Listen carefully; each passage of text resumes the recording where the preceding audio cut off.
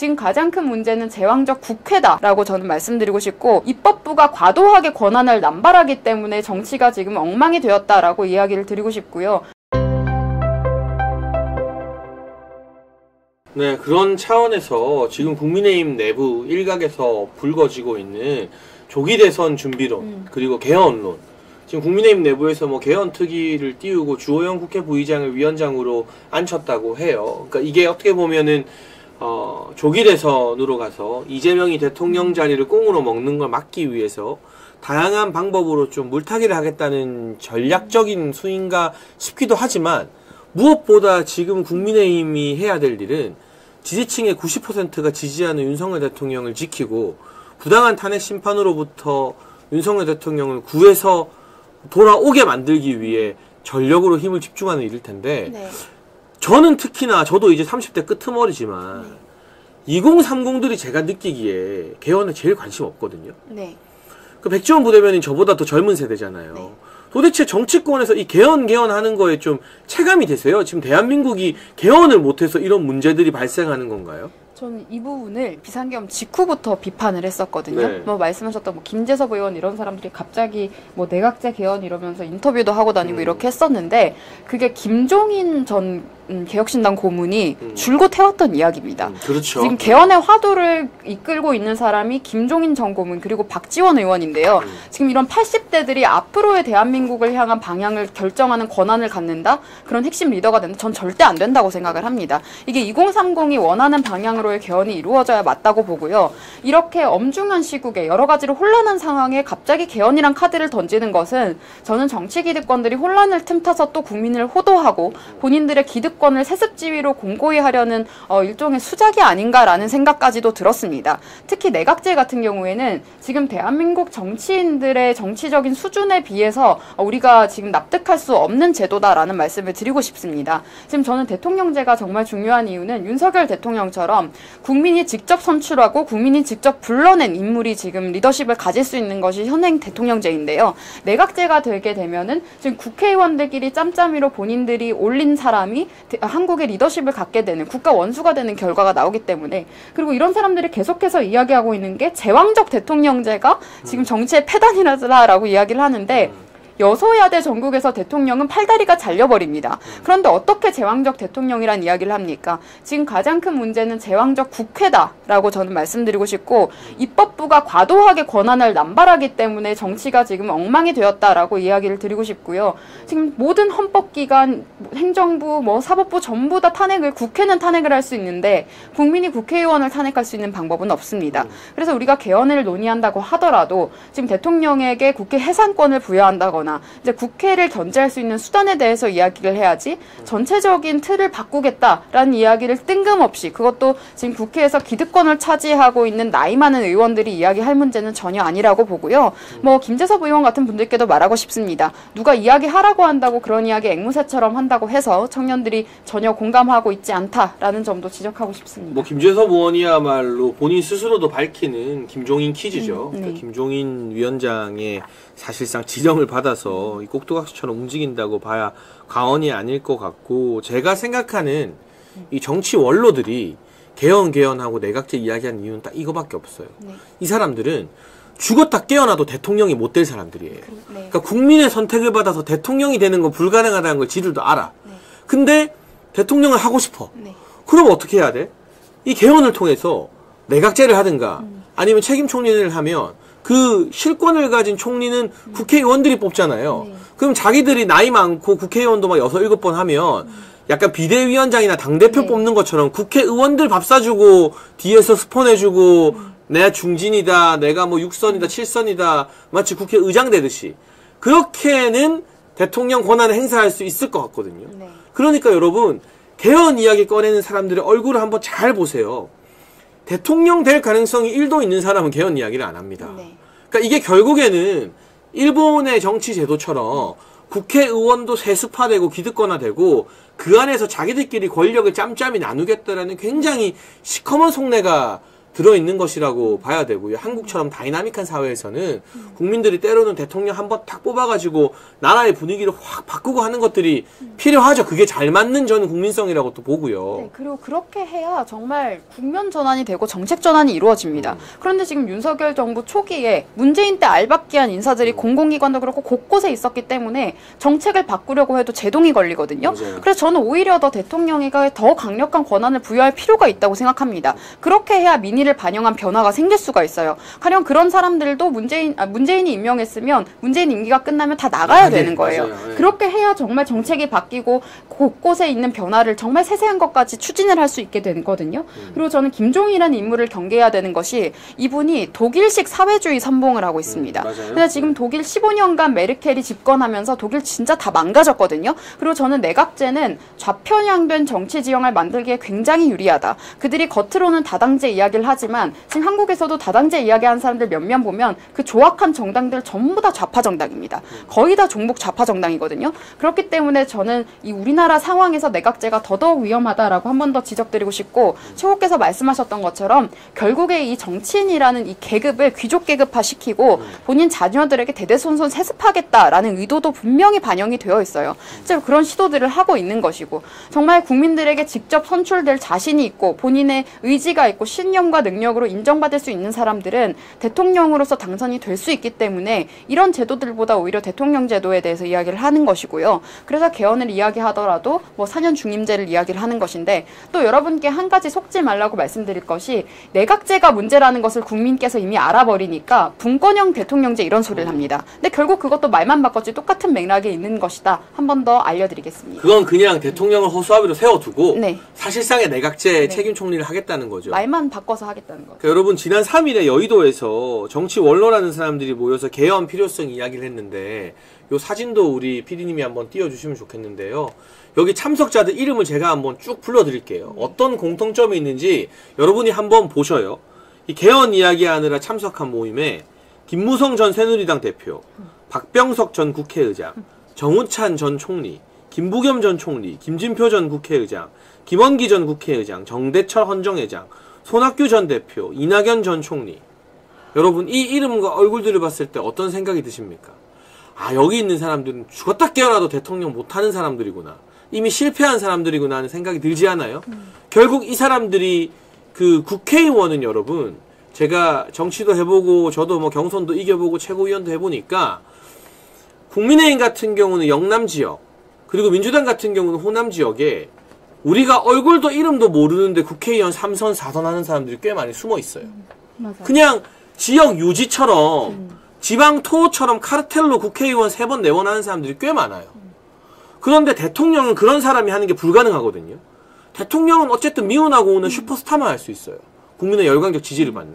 근데 국회의원은 그냥 지방 토호, 지방 유지가 4선, 5선, 6선 할 수 있는 시스템이에요, 보니까. 네.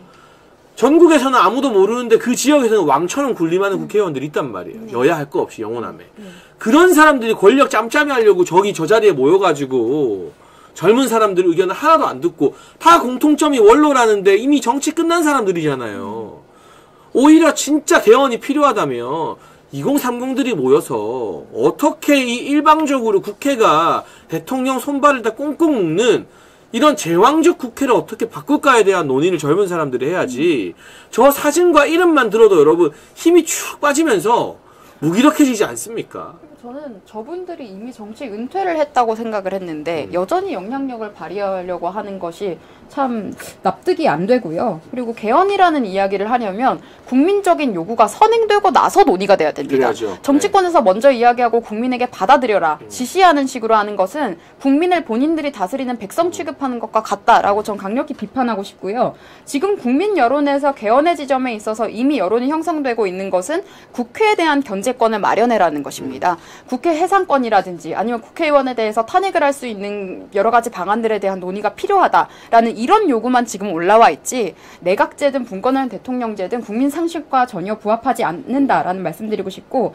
지금 이제 세계적으로 제가 2030을 중심으로 특히 90년대생들을 중심으로 신우파 세력이 르네상스 부흥하고 있다라고 항상 말씀드리는데 이탈리아의 멜로니 총리 같은 경우에는 40대인데요. 굉장히 젊은 여성 우파 정치인인데 정치 리더인데 이탈리아 같은 경우에는 지금 이제 내각제를 하고 있지만 이것을 이제 대통령제로 개헌하는 이야기들도 하고 있습니다. 그래서 저는 대통령제가 국민들의 직접적인 여론과 의견을 민의를 반영하기에는 훨씬 더 적합한 자유민주주의의 형태다라고 말씀드리겠습니다. 그럼요. 우리 국민들이 이렇게 자신들이 직접 뽑지 않은 누군가가 짬짬이에서 권력을 누리고 대통령 행세하는 걸 절대 용납하지 않을 겁니다. 그리고 말씀처럼 국민들의 요구가 무르익고 분출되면 국회가 정치인들이 그걸 듣고 따라가는 방향이어야지 자기들이 답을 정해놓고 국민들 여기로 오세요라고 끌고 가는 건 굉장히 오만한 방식이다. 이 혼란스러운 전국에 이 정치인들이 짬짬이해서 자기들의 이익과 파해를 늘리려는 꼼수로밖에 안 보이고 이 여의도의 3.1 모임에는 없지만 결국 이 개헌론의 꼭대기에 김종인 전 위원장이 있어요. 근데 그 김종인 위원장이 지난 설에 비공개로 한동훈을 만났다. 이게 오늘 동아일보 단독 보도가 나오거든요.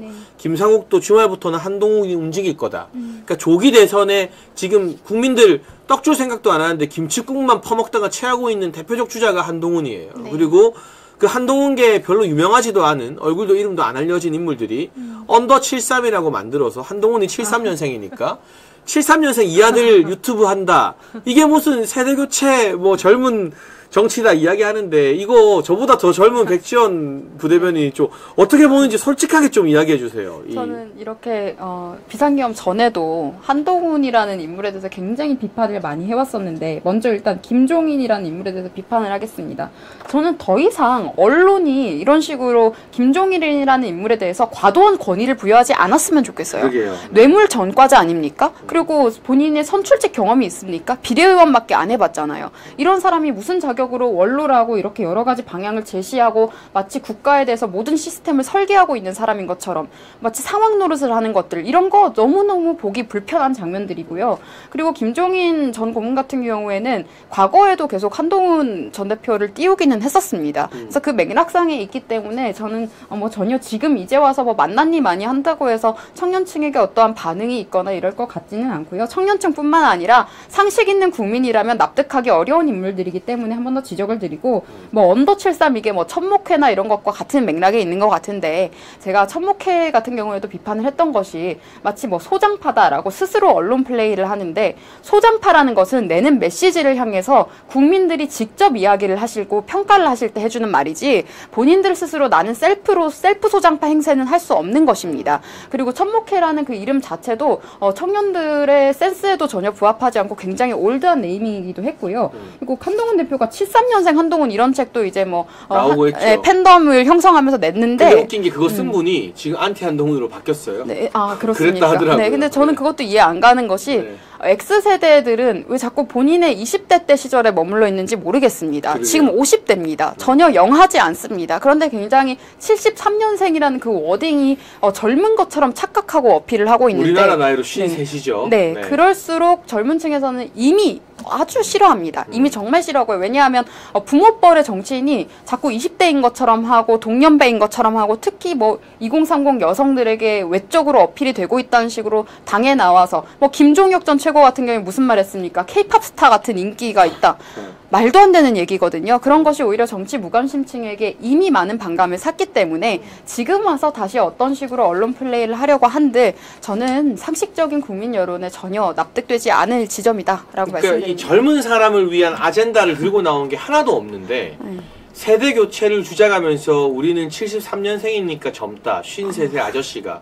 물론 저는 40대, 50대 선배님들 존중합니다만 제가 존중하는 40대, 50대 선배님들은 이제 우리 사회의 주류로서 우리 사회의 제일 중요한 허리 세대로서 후배들을 이끌고 가고 위에 어른들을 잘 모시기 때문에 제가 4050 선배님들 존경하는 거예요. 근데 53이 마치 대학생인 것처럼 여전히 X세대인 것처럼 오렌지족인 것처럼 착각하고 있으면 그건 존경할래야 존경할 수가 없는 네. 꼴사나운 꼴불견의 모습인 거죠. 본능적인 거부감이 그냥 들고 아, 마는 그러니까 겁니다. 아이 저 아저씨 왜 저래인 거잖아요. 네, 그냥. 네, 맞습니다. 그리고 청년들을 위한 어젠다도 메신저가 중요한 거예요. 전혀 대표성도 없는 사람이 남의 아이디어 훔쳐서 본인이 했던 것처럼 가령 우리들이 중요하게 생각하고 있는 가치를 갑자기 한동훈 전 대표가 이야기한다고 해서 그런 것들에 청년들이 끌려가지 않습니다. 그리고 우리가 생각하고 있는 가치와 정반대에 있는 사람들이 우리 가치를 훔친다고 해서 그게 그 사람의 정체성이 될 수는 없다라고 한 번 더 강조드리겠습니다. 그게 그런 거죠. 이재명이 여러분 지금 갑자기 대선을 의식하고 막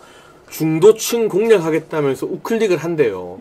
반도체 토론회에서 자기가 그동안 그렇게 막아왔던 52시간제 예외 이야기도 하고, 그리고 자기는 이제 와서 미국 편이다. 미국이 좋다. 그리고 일본하고도 친하게 지내겠다. 근데 그게 국민들 입장에서는 진정성이 하나도 없는 어처구니 없는 쇼로 보이는 게 그동안 미군은 점령군이다. 뭐 일본 죽창가, 네? 그리고 온갖 노조들과 손잡고 52시간제 예외 못하게 하고 이런 일을 벌이던 인물이 갑자기 우클릭한다고 와, 저 사람 안정감 있네, 중도적이네라고 생각 안 하잖아요. 네. 세대교체도 마찬가지예요. 평소에 젊은 사람들과 호흡하고 교류하면서 젊은 사람들을 위한 아젠다를 많이 내야 그게 아, 젊은 층에 소구력이 있는 정치인이네라는 생각이 드는 거지.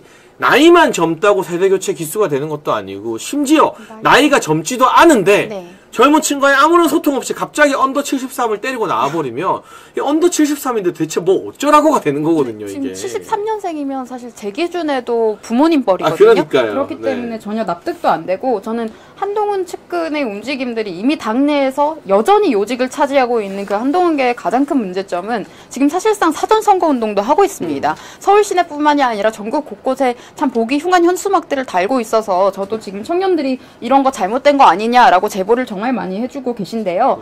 청년들의 관점에서는 어떻게 말씀을 드리고 싶냐면 한동훈보다 전한길입니다. 전한길 강사가 지금 청년들의 지지를 받고 이제 우리가 공감을 하고 있는 이유는 우리와 같은 가치관을 공유하고 있고 관점을 공유하고 있기 때문입니다. 맞아요. 그런데 한동훈이란 인물은 전혀 그렇지 않고 정반대에 있는 인물이기도 하고요. 정치적으로도, 그리고 본인의 삶을 봤을 때도 스스로 이룬 것이 없는 인물입니다. 전한길 선생님 같은 경우에는 흑수저에서 스스로 노력해서 자수성가를 했었고, 그리고 가지고 있는 가치관이나 이야기하는 것도 굉장히 상식적이기 때문에 청년들이 공감하고 수용하고 있는 것인데, 한동훈 전 대표 같은 경우에는 어떻습니까? 윤석열 대통령에 의해서 법무부 장관에 임명이 됐고, 윤석열 대통령의 충신이라는 이미지를 통해서 비대위원장에 또 임명이 됐고, 그 과정에서도 그 윤석열 대통령에 대해서, 정부에 대해서 본인이 잘 보필하겠다라고 했기 때문에 또 대표에 당선이 됐는데, 사실상 그 모든 과정이 본인의 사리사욕을 위한 허상이었던 것입니다. 그러니까 국민과 당원을 기만했던 것이기 때문에 그런 지점에 있어서 다시는 저는 큰 지지를 받을 수 없을 것 같고요. 자꾸 그렇게 사전선거운동하는 것처럼 현수막 달고 다니고 이런 것들 그만해야 된다고 생각합니다. 그렇게 되면 우리 당에서 민주당이 지금 뭐 사전선거운동하고 전국 단위 조직 꾸리고 이런 것들에 대해서도 비판하기 어려워지거든요. 그래서 각별히 그런 행실을 주의해줬으면 좋겠습니다. 그게 결국에는 꼼수고 편법인 거죠. 네. 그리고 정상적으로는 국민과 당원들의 선택을 받기 힘들다는 걸 자기들도 아니까 저런 좀 보기 볼썽사나운 몸부림을 치는 것 같은데, 네.